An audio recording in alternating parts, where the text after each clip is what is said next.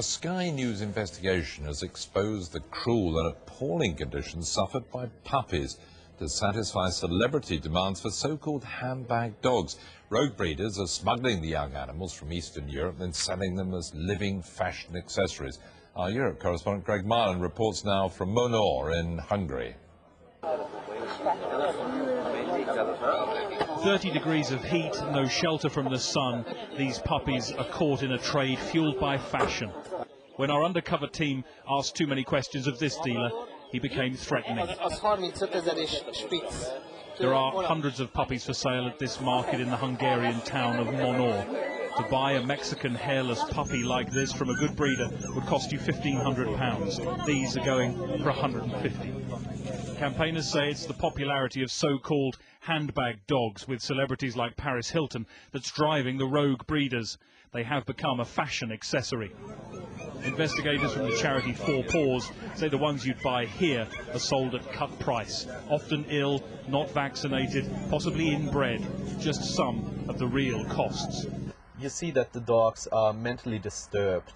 But the reason for this is that these are baby dogs, these are puppies. They are taken away from their mothers after 5, 6, 8 weeks. That is much too early, and the result are heavy physical and psychology diseases. If there are no consumers buying dogs like this, the market will dry out. But with people willing to pay less for a dog and for a life, the disaster is clear. Although there are many legitimate traders here, there's no doubt that this market is a crucial link in the dog trafficking chain. Animals come from further east in Hungary, from Romania and Ukraine, and from here they'll head west to where there is a much bigger marketplace. And all along, the prices increase at every step, as does the suffering of the dogs. This vet has had to put down so many puppies from the markets at his practice in Vienna. He decided to come to see for himself.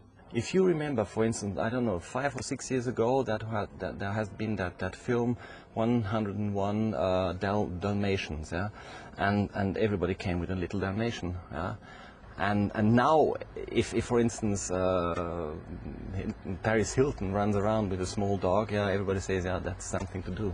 Yeah. So I'm sure it is always a fashion to be followed. Another market, this time at a tourist resort in Hungary. Often the sorry sight of these puppies is enough to prompt people to buy. They've often endured hours in car boots. The removal of European border controls means no checks on whether dogs are old enough to be transported or have even been vaccinated.